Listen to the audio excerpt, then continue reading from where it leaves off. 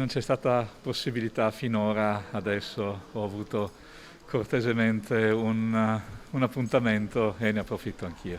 Anche il vescovo Monsignor Michele Tomasi di buona mattina a tagliarsi i capelli nel negozio di barbiere di Piazzetta Ancilotto. Qui, come dai parrucchieri, appuntamenti fissati ancora prima della riapertura, tutto pieno per settimane. Ho preso appuntamento il primo giorno alle 8 stamani, me l'hanno dato subito.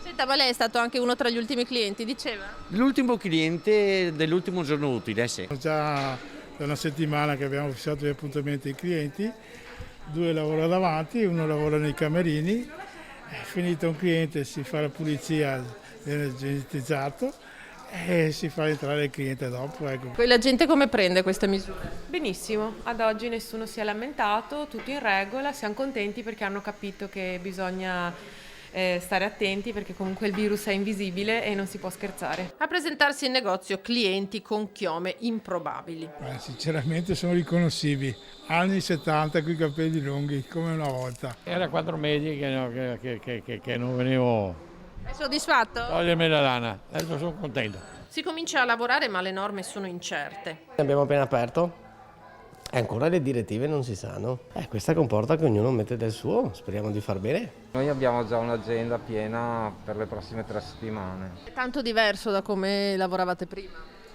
Ma diverso la mascherina. Ovviamente facendo un lavoro come il nostro, dove le donne le dobbiamo fare belle, vederle con la mascherina è molto difficile, soprattutto quando si lavora anche con la morfologia del viso e questo penalizza tanto, sì.